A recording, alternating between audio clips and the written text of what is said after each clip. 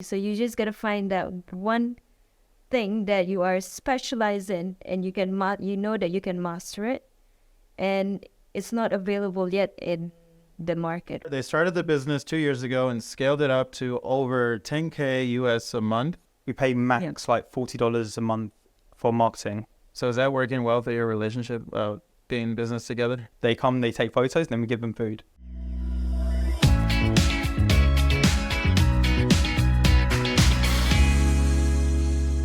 Hi, I'm Michael from Modular Agency in Taipei, a tech-focused marketing agency. I'm happy to introduce Nathan and Bridget, the owners and founders of the Tanao restaurant in Bali.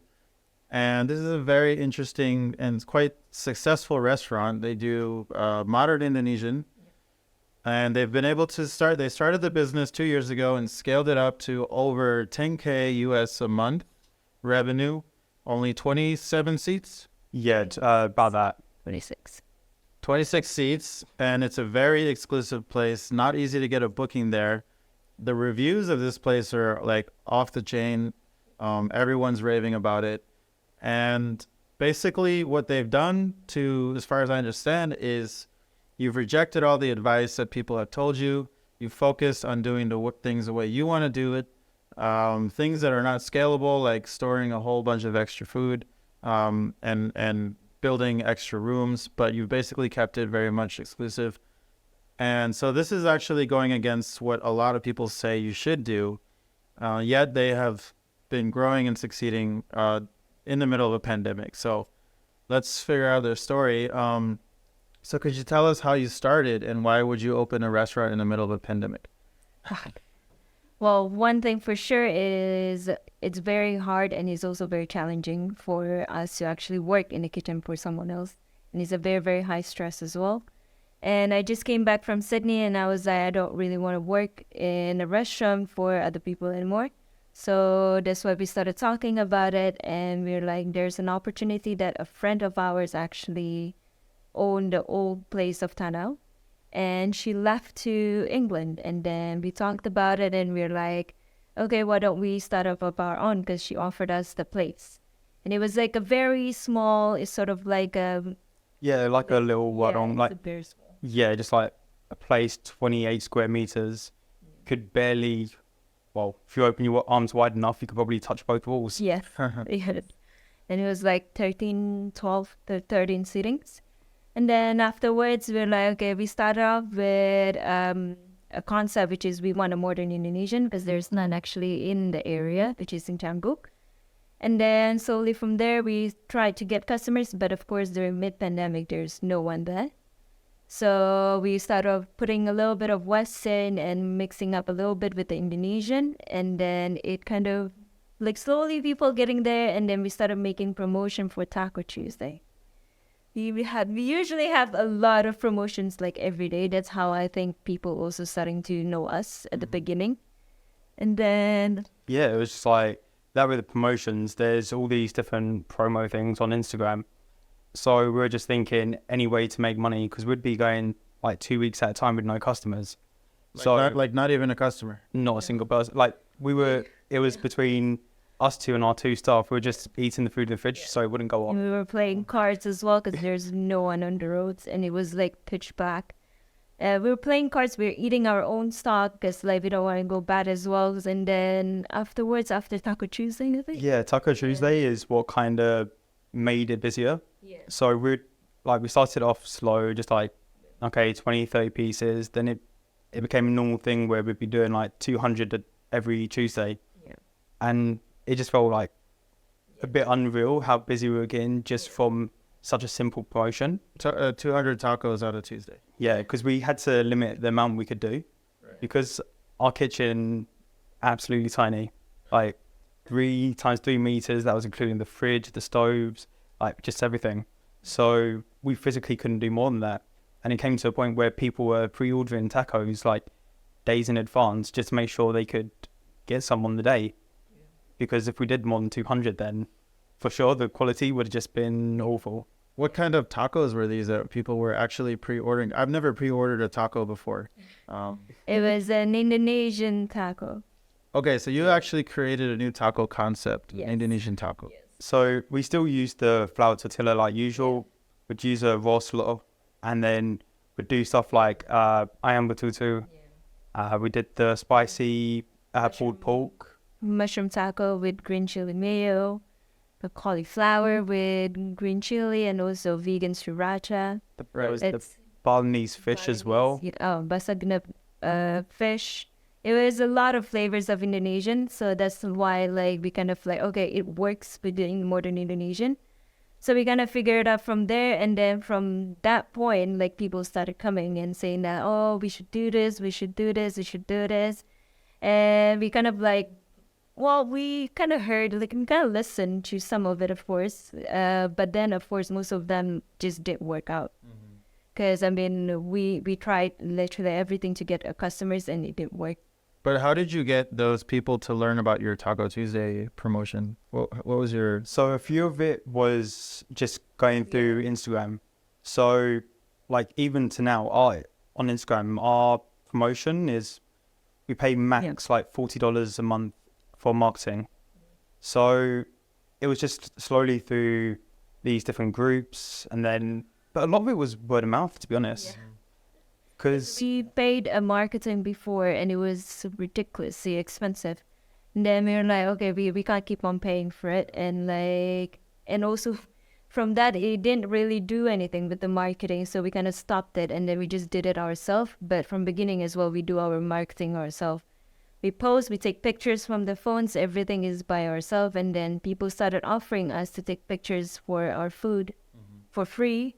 And then a few collaboration up until the recent collaboration with this a friend of ours that we know that he used to take pictures for Michelin restaurants.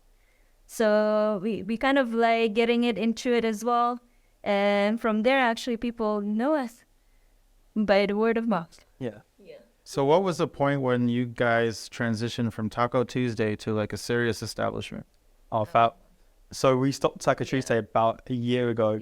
So after Christmas last year, I was just getting bored of it. It was a year and a half of doing the same thing every week, and I was just losing it. So we spoke about it and just decided, instead of it just being busy on a Tuesday, why not we just focus on our normal menu food, try and improve, and hopefully people will believe in that food and still come back. Well, yeah, that is also true. But we also had the modern Indonesian is already fixed. But because of Taco Tuesday, because we made it super cheap, that people keep on coming. But there's no one wants to try the real food, so they only go for the promotions. So we had to stop, and then after that we stopped completely. Like there's no promotion at all every day, and we only focus on our food. And that's when people started like trying our food even more and more and more and more. Then recently we got an offer for collaboration, kitchen takeover and stuff like that. So yeah. So was it scary, like you're making money on Taco Tuesday and you're actually talking about getting rid of it because you're tired of it? So were you kind of having flashbacks about like playing cards again in the restaurant? Or No, I think our mentality changed over time. Yeah. Where, of course, in the beginning, it was, we did have a bit of fear in the beginning. Yeah. But we just had to try and be confident and just keep doing what we're doing. There was no reason to try and give up or to think back. It's just have to be confident and keep pushing on. Yeah. We get a look through it because like we already opened up the place. We did a few renovations, small renovations and stuff like that. So it's a shame like if we just like leave it. So we just kind of went through it. And then apparently it works. It's also because I'm specialized in something and he's also specialized in something. what's your specialty? I'm in Asian food, which is now I'm focusing more into Indonesian food. Okay. And he's more into the Western part. Right. Yeah, so like I always, That's it. I worked in like more foreign restaurants and grills. So that's why it worked better, where she can really focus on the bumbo, like the flavor paste and everything, and really get it proper. Where I can handle more the butchery and the service cooking. So it's a nice little contrast, because if we were doing the same thing, there'd be a lot of clashing. Yeah. Right. Cool. So you mentioned earlier that you you had a lot of people like telling you, giving you advice. And I run a business, and anyone who runs a business knows that everyone thinks they can run your business better than you can. And they say, you should do this and hire this guy. But you were actually pushing back on all that stuff, and you just wanted to follow your own way. So why were you pushing back on it? Well, I think because it was our first business together, and it was kind of like our baby, where we wanted to do things how we felt was right. Because in the past we have received bad advice, and we tried it course, we tried it out, and yeah, it just didn't work. So we wanted to stay true to what we wanted. And I think that's what really helps. Instead of listening to someone saying, oh, you should do this promotion, but really it's more of a waste of money than anything. I mean, it's different for every restaurant and also every entrepreneurs as well, because everyone have their own way to make their business a success. Which in our way, which what we are already doing is already right. There's no point for us to actually listening to others that have a different type of business. So we have someone that is actually giving us an advice, but their business is in furniture or like in Clothing. Yeah, in clothing, or it's so many. It just doesn't go with us. So what was some of the bad advice that people were trying to push you? The promotions. Promotions. Like we used to do a steak night every month, like the first Monday of every month. Yeah. And then it'd be like saying to us, oh, you should do it more often, or you should stock more meat, or you should do this, or better quality, and it just came to a point where if we had listened to them, we'd be wasting like a couple $1,000s a month on just stocking meat. So it's just a bit pointless. Yeah. So was there a moment when you realized what you're doing is working well, and you don't need even like the taco night, you don't need to listen to other people? What was that moment when you finally figured it out and things were going well? When I think our first ever private dining, and that was for the owner of the pavilion, which is one of the biggest building in Jakarta. And the whole family is actually a well-known family. And then they started talking to us. They're super nice people as well. And then I think from there we got our confidence, and also we've been having a lot of influencers coming and also wanting to collaborate with us. And then that's the point that we're like, okay, we're on the right track, and then we're gonna keep going with it. It was, yeah. So like what she's saying about Pavilion, they invited us to go over to Jakarta and cook in their restaurant. So we did. It was supposed to be 20 covers over, day 1, 20 covers day 2. It ended up being about 35 on day 1, and I think 40 or 50 on day 2. And it was just like to have that confidence where prior to that we were a bit worried because they were saying the price at about $150 a head. Yeah. And then where we would be expecting maybe like 70. Yeah. Then we went over there and it was like not only sold out, but we were doing double the covers that we were planning. So it's an exciting time to realize that people did want to try our food and were excited about trying something new that's around. Yeah, so it's like your whole concept was validated at that point. Oh yeah. Yeah. For sure, because ever since that, we've been having people like offer to like do collaborations with us, make restaurants together, do more stuff in Jakarta. I had someone recently try and offer us to do like profit sharing for a new restaurant idea over in Batu Bolong, which was a really cool thing. Yeah, so it's less about any kind of marketing push and more about really following your heart and doing the thing that you know best, right? That is one, but also we kind of figured out as well what is the target market that we want. Like, it doesn't work with like, let's say 25 and below, like it doesn't work with us. Okay, so we have our own specific target market, and also we want to know, we did a little bit of research what is around us that is not available that we can provide for our customers as well. I just think it was sorry. I think it was just that we kept true to what we wanted. Like that whole part of like marketing, it really didn't work. It was all word of mouth, and we'd tell friends about it, or like my sister's friends, her family friends, and then it just spread out more and more. So there's a something interesting you said about confidence, having the confidence to actually listen to yourself. And do you think that a lot of entrepreneurs, especially in like the F&B business, are just consistently copying other people, and because they don't have the confidence to follow their own voice?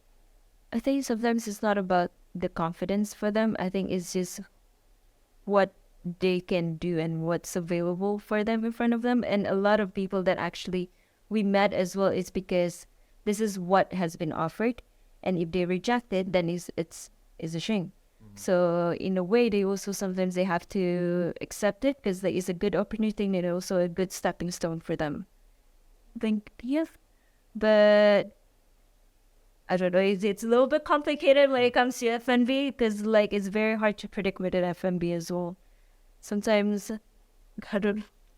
Yeah, it's just, and another thing with people when they try and copy others is, sometimes they might not have the confidence, or sometimes they just don't have the right idea, that they're thinking about what they like or thinking about what other people like, and they're not sticking to what is needed. So just say in an area of like there's 10 restaurants around you, but they're just like trying to follow another place that's doing well. Of course, it's not going to match. They're not going to be able to produce the same numbers as the other one is doing. So it's just about sticking to what you know. Because I've seen a lot of restaurants as well that is like it's okay, but like they are doing very, very good, versus the one that is actually good, but it's like us basically. We're doing good, but like of course we are still depending on like word of mouth and also our marketing and stuff like that. So it's a bit tricky.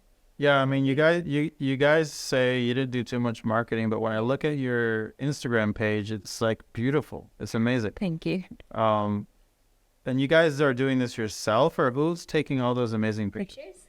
So in the beginning, what happened was we decided, we went on both our phones to see who had the better camera. Yes, that is very true. We use like phones. The beginning of the Instagram would be phone pictures by phone. And then people started offering us for a free photography.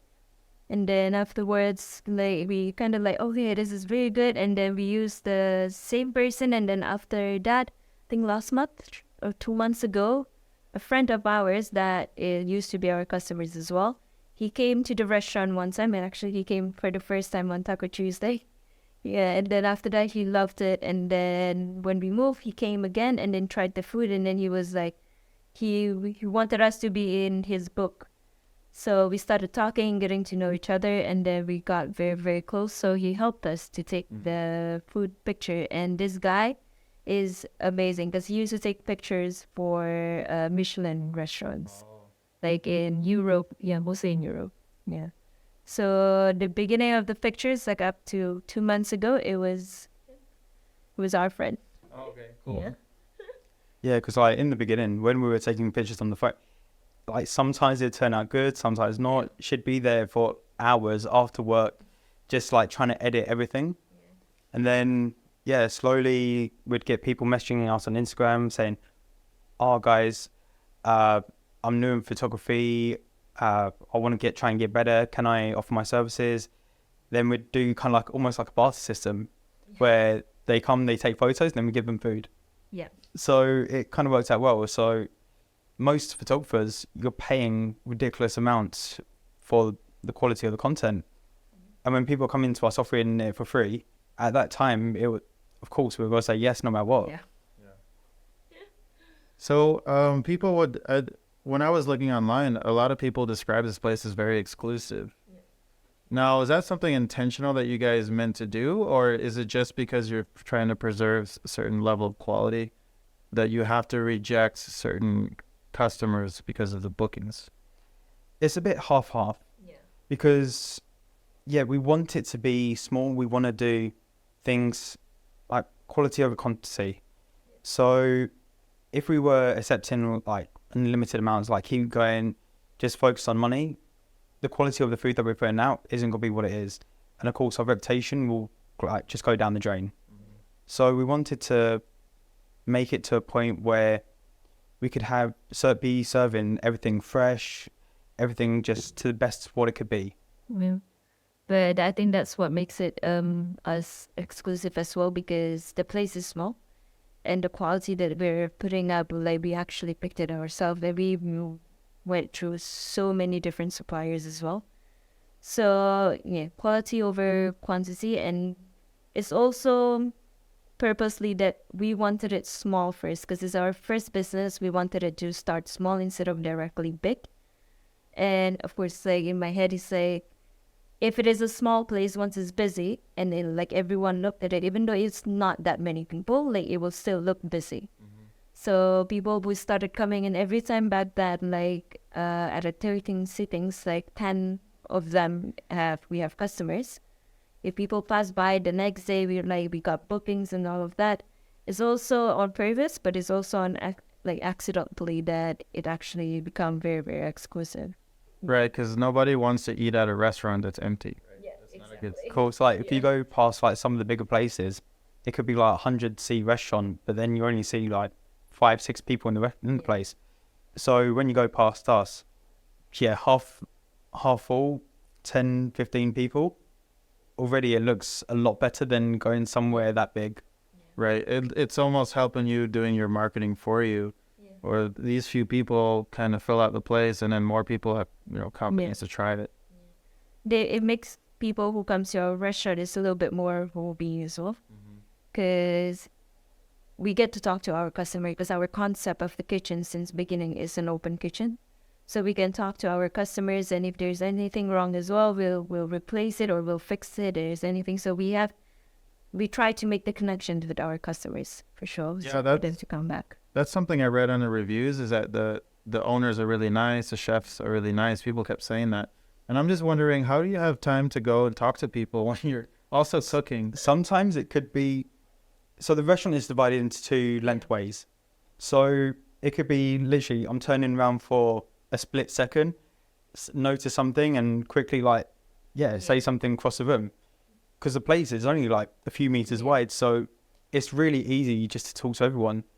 And especially for Brie, when she's on the main pass, we've got a chef table for like 4 people.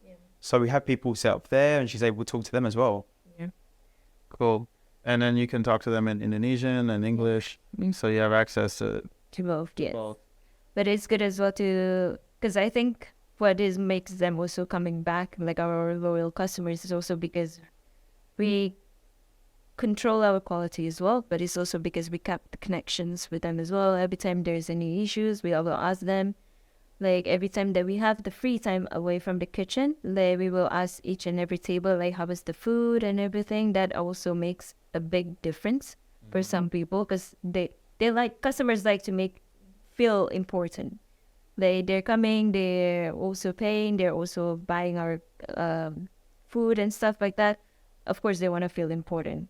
So then it comes to a point where we'll be really friendly with people, and while we're cooking, they come into the kitchen with a couple glasses of wine, trying to get us drunk with them. And so like sometimes you have to like apologize and say maybe later on, because of course when you're cooking and they're offering booze, you just got overheat over the stoves. Oh, okay. It's not good for the quality of the food, right? If you're buzzing a little bit and cooking. Oh hell. Like if you having a bit too much wine, of course your taste buds will be all over the place afterwards. Yeah. But after service, once we've closed the kitchen, sometimes if there's like people that we know or like people that want to have a chat with us, we'll go over, might have a drink with them, but it all depends on the person. So, and one of the things I've noticed here in Bali is that it's hyper competitive. I mean, there's like one restaurant per every one tourist, basically. So they have unlimited choice. And it seems like you have to be really special to survive here. Would you say that's true? Yes. That is very true. Yeah, like you need to be unique. Like if you see the restaurants which copy each other, most of them aren't doing that great. Like that's what we found when we were looking around. When we first opened, I think 8 restaurants around us closed down within the first 6 months. Street. Like on the same street, we've been saying like, oh, they just open up, and then either a month or there's some that is like 6 months afterward, which is already very good. And then they closed down like at the end. It was 8 and sometimes even more. Like it was we were panicking. I was like, are we gonna, is it gonna happen to us? I was like, no. Yeah, because when I first came to Bali, like I was told that it was something ridiculous, like 30% of restaurants closed within the first year here. And I was a little bit scared when we first opened up. But that's why we just believed in what we were doing. And thank God we was able to survive, where you'd see places like doing fish and chips or ramen or Italian. And yeah, they'd be open and closed within months, sometimes weeks. It was just an insane time. So many competitors. And your concept to me sounds a bit risky. Modern Indonesia, it's not such an easy concept to sell. Like tacos are an easy concept, or steak. For other people who are looking to come over to Bali or just open up their own restaurant, what advice would you give them? Would you say follow your heart, do your own weird thing, or would you say do something safe? Follow your heart.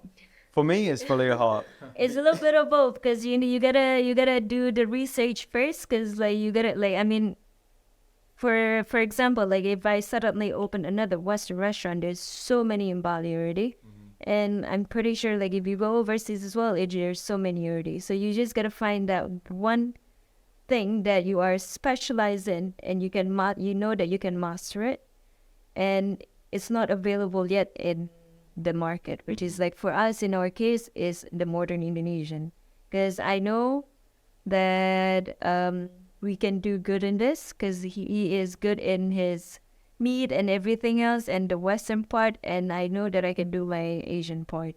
So we get to do a little bit of both as well. And looking at the market, there was none at that time, and I think there's still none. Yeah, in our area, there's no one doing what we're doing. So that's one thing that really helped. Yeah. Like there's been like a lot of like ramen and quite a few taco places opening up around, but no one's attempted to do the same as us yet. Yeah. And I think that's kind of helps as well. Yeah. But when it comes to like people coming in and like trying to open up a business, for me as well, I would say do what you think is best. Yeah. Because as long as you keep true to what you do and you make sure the qualities are there, there's got to be people that come along and believe in what you do. And then they're going to bring more and more people.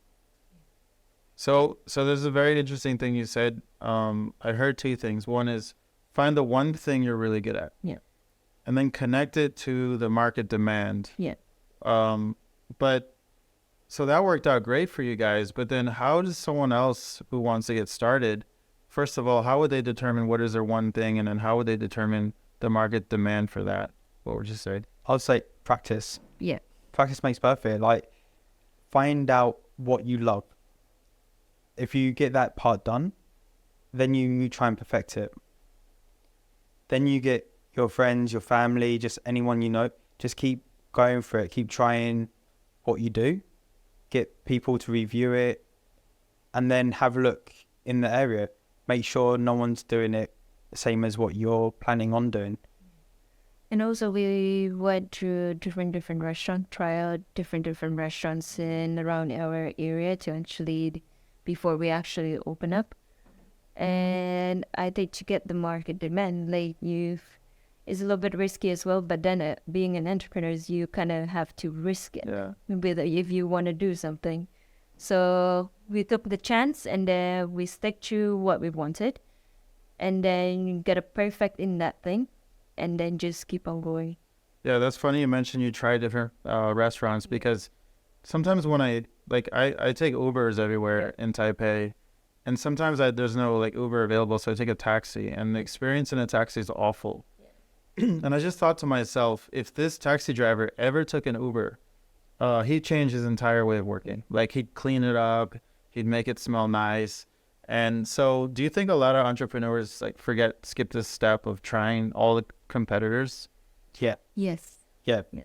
Like at least 50% of them do, because you go into their business and like you might speak to the owner and ask how they got started and everything. And a lot of it is that they were either in a rush to open up, so they didn't even think about trying out other places. Or they're too confident. Yeah. but a lot of them are actually too confident. So you kind of like forget about the other, competitors basically, which you actually, the very important part is actually to find out what is your competitors. Right. Yeah, like back in London and when she was in Malaysia, you would pretty much know all the restaurants around your area and know what each restaurant is doing at that time. It was just a normal thing to do. Where coming over here, realizing not a lot of people try and keep up to date with what's happening around. So they just think that what they're doing is gold and run with it. Yeah, I think one of the themes I keep hearing is a certain awareness, an awareness of what your strength is, of what the market wants, and then of you as a person who's good at Asian cuisine and you as Western cuisine, and then combining all of this together. Yeah. Yeah, it's that yin yang, the balance between it, right? So I think that just worked out well between us. It was a bit of a challenge at first because like we're trying to figure it out what is good for both of us because we work together and also we're a couple. So that's why we're like, okay, I think we should separate where he's good at and what I'm good at, and we don't touch on each other's business. Yeah. So is that working well for your relationship, being in business together? I've heard both sides of this. So far, so good. Yeah. Like, I think because that part, we have our separate tasks. Yes. Where I think if you're in a relationship and you're working together at the exact same thing, it's a little bit more risky. Yeah. So that's why we divide the kitchen. She's got her half, I've got mine. Yeah. Yes. Right. Yes. And your reviews are crazy high because a lot of places that are, Google will say it's 5-star reviews, and then I'll click inside and it'll be like a 4.6, and they round up. Yeah. But I think you're at like a 4.8 or 4.9. Yeah, 4.8, Yeah. I believe. Marino 4.8. Yeah. So that comes down to just us doing what we love to do, making sure everyone's happy with what they get, and just working well together. Because if we're not working well together, it's got to reflect in the food. Yeah, 100%. So at this point, you're at you have a very good rhythm of working, and you know where you're going in the rest of the year, or Hopefully.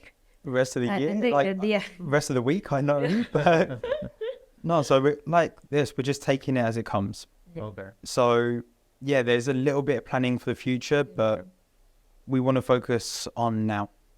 Like, if thinking about the future, like 3, 4, 5 years ahead, what our plan is, it's all good, but that's still a dream, right? Yeah. Where right now it's what's happening, and we want to make sure that everything is going well. As it's a little bit overwhelming if thinking about too much of the future. Yeah. Better live in a moment. Yeah. And now that Bali's picking up again, do you worry that there's going to be like copycats popping up everywhere, or no, you guys are actually quite specialized? It's hard to copy. I think that's why we're pretty confident with what we do. Yeah.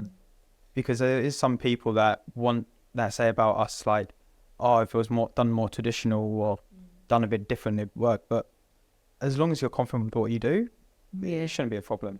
And also, we don't really worry about copying and stuff like that. Well, we had someone that actually tried, but like it of course it's not the same because like when I made my bobo, when bobo is a flavor paste, when he makes it, it's 2 different hands, so it's gonna taste different. So even if he tries to copy you, he can't do it. Nah. It's always different. That's the thing about Asian food, and mostly Indonesian food, is very complicated to actually get the right time when you mostly if it is the first time that you're actually making it. So we're not too worried about that because we know that it's going to be different flavors either way. So like we discussed the flavor of like how we want it to be, but then she takes over and then asks me to try it, see the progress. Because if I try and do like if she makes it chili and then I do the same thing afterwards, 100% it's got to taste like miles apart. Yeah. Like she make it and I want to keep eating it. I make it, I'll put it straight into the bin. It's just not good enough. It's just different. You can definitely taste the different. Yeah, I mean, I'm not part of the culinary world, but there's just so many moving parts and so many variables that make food taste the way it does. I think you can try to copy the concept, but it won't Yeah, it's your secret sauce. Yeah. It's gonna be different because like I think our cook is well the one that is actually taking over if we're not in the restaurant. Like whenever he makes some of the meat items that it needs to be braised, like it turns out different. So I don't think we're worried about people copying because we know what is our concept and so far I think people also understood that how complicated Asian food actually is. Yeah. That's why I think a lot now actually doing more into Western food, which is more, I think, A lot easier. yeah, a lot easier rather than understanding every spices, every flavors of ingredients. Like I could even be helping her with something, and I think like when it comes to like cloves, I'll put in like a handful just to get extra. Then she'll be getting angry at me, say, "No, it's supposed to be like half that amount." Yeah. So, yeah, it's difficult as hell, honestly. Difficult, yeah. So very fascinating story, very cool stories. You started during the pandemic, struggled a little bit in the beginning, and then you found your voice, found your target customers, and now you guys are one of the top spots in Bali. Can you give us some advice, especially to the F&B entrepreneurs starting out? Maybe like 3 tips to get started and to succeed in this business. For me, believe in what you do, work hard, and don't focus on all the negativity. A lot of people will come at you saying that it's not the way it should be. You should do things better. But as long as you keep true to what you want to do, it should work out. Totally agree. Totally. Because like I think staying true to yourself as well, that's what makes it like you kind of blocks out everything else and just like being yourself. And I know it's a little bit of cliche, but like it's actually very true.